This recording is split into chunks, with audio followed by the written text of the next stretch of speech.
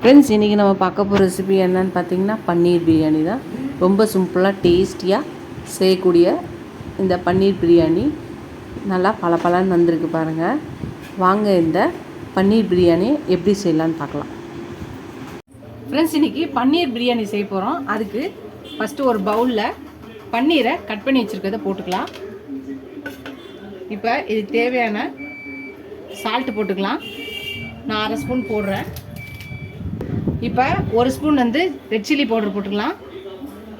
இப்போ இது எல்லாத்தையும் நல்லா மிக்ஸ் பண்ணிக்கலாம்.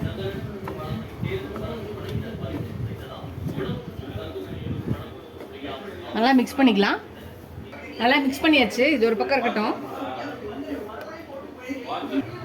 ஒரு கடாயோ இல்லை நம்ம செய்ய போகிற குக்கரை எடுத்துக்கலாம். நான் இப்போ செய்ய போகிற குக்கரை எடுத்துக்கிறேன்.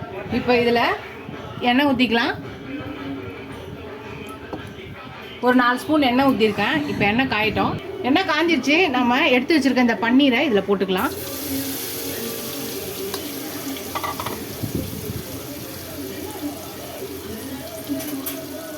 இந்த பன்னீரை நல்லா இந்த எண்ணெயில் ஃப்ரை பண்ணி எடுத்துக்கலாம். நீங்கள் தனியாக பேனில் கூட பண்ணிக்கலாம். பட் ஆனால் நம்ம இதிலே பண்ணதுனால நான் குக்கர்லேயே டைரெக்டாக ஃப்ரை பண்ணி வச்சுக்கிறேன். இதை ஃப்ரை பண்ணி நம்ம தனியாக எடுத்து வச்சுக்க போகிறோம். இது நல்லா ஃப்ரை ஆகட்டும். லைட்டாக கோல்டன் ப்ரௌன் ஆகட்டும். பன்னீர்லாம் ஃப்ரை ஆகிடுச்சு. இப்போ இதை எடுத்துடலாம். எடுத்து பவுலில் எடுத்து வச்சுக்கலாம். பன்னீர்லாம் திருப்பி இந்த பவுலில் எடுத்து வச்சாச்சு. இது ஒரு பக்கம் எடுத்து வச்சிடலாம். இப்போ இதே குக்கர்லேயே ஒரே ஒரு ஸ்பூன் நெய் போட்டுக்கிறேன். எண்ணெய் இருக்குது. இப்போ இதில் ஸ்பைசஸ் எல்லாம் போட்டுக்கலாம். பட்டை, லவங்கம் இருக்கு இல்லையா, அந்த ஸ்பைசஸ் எல்லாம் போட்டுக்கலாம். போட்டுட்டு இப்போ வெங்காயத்தை நீளமாக அரைஞ்சி வச்சுருக்கேன். அதை போட்டுக்கலாம். ஒரு 3 பெரிய வெங்காயத்தை அரிஞ்சு வச்சுருக்கேன்.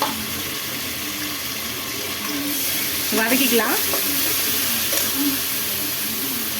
ஒரு 4 பச்சை மிளகாவே அரிஞ்சு வச்சுருக்க போட்டுக்கலாம். நல்லா மிக்ஸ் பண்ணிக்கலாம். வெங்காயம் நல்லா வதங்கட்டும். வெங்காயம் வதங்கிடுச்சு. இப்போ தக்காளியை ஒரு 3 கட் பண்ணி வச்சுருக்கேன். அதையும் போட்டுக்கலாம். இப்போ இதையும் சேர்த்து நல்லா மிக்ஸ் பண்ணிக்கலாம்.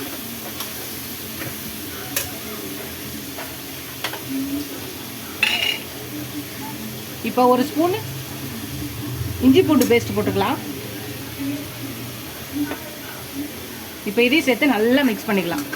கொஞ்சம் வெங்காயம், தக்காளி எல்லாமே நல்லா வதங்கட்டும்.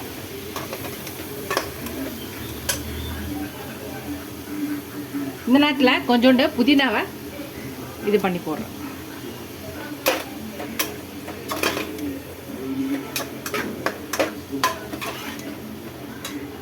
இந்த நேரத்தில் ஒரு ஸ்பூன் சில்லி பவுடர்,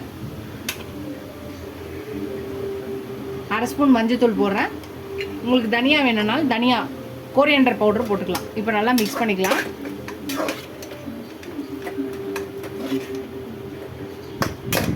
இப்போ நான் இன்றைக்கி சீரக சம்பா ரைஸ் தான் எடுத்துருக்கேன். நீங்கள் பிரியாணி ரைஸோ இல்லை நார்மல் ரைஸ் கூட எடுத்துக்கலாம்.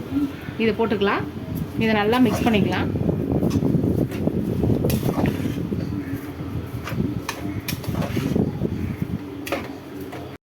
இப்போ நான் 1:2 தண்ணி ஊற்றுறேன். 1 கப் ரைஸுக்கு 2 கப்பு தண்ணி ஊற்றுறேன்.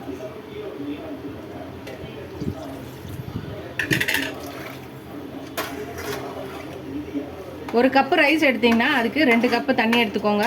கரெக்டாக இருக்கும். எல்லாத்தையும் நல்லா மிக்ஸ் பண்ணியாச்சு. இதுக்கு தேவையான அளவான உப்பு போட்டுக்கலாம். அவங்கவுங்களுக்கு எவ்வளோ தேவையோ அவ்வளோ போட்டுக்கலாம். இப்போ இதையும் நல்லா மிக்ஸ் பண்ணிவிட்டு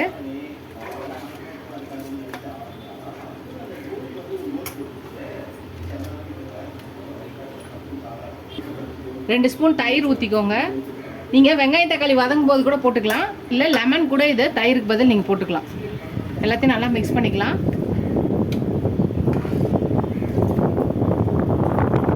எனக்கு மிஸ் ஆகிடுச்சு.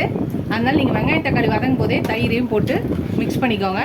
லெமன் போடுறதா இருந்தால் கடைசியாக போட்டுக்கோங்க. இப்போ கடைசியாக புதினா, கொத்தமல்லி எல்லாத்தையும் நம்ம போட்டுக்கலாம்.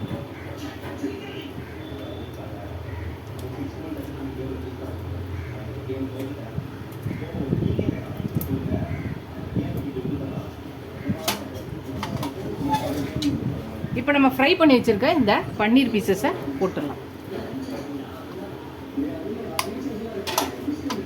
அவ்வளோதான், லைட் நல்லா மிக்ஸ் பண்ணிக்கலாம்.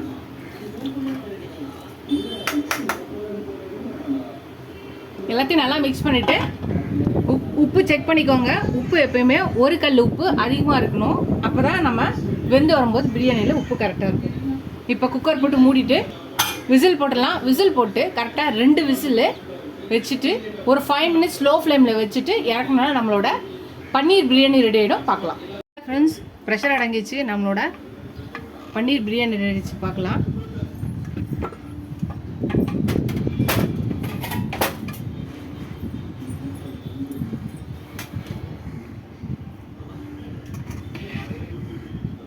பாருங்கள், நல்லா சூப்பராக பலன்னு நம்மளோட பன்னீர் பிரியாணி ரெடி ஆயிடுச்சு.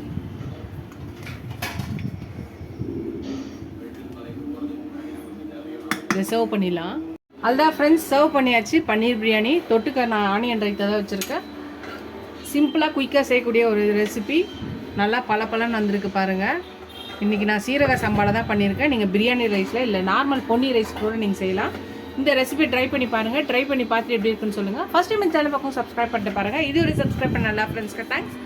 இது ஒரு அடுத்த ரெசிபியில் பார்க்கலாம். டாடா பாபா ஃப்ரெண்ட்ஸ்.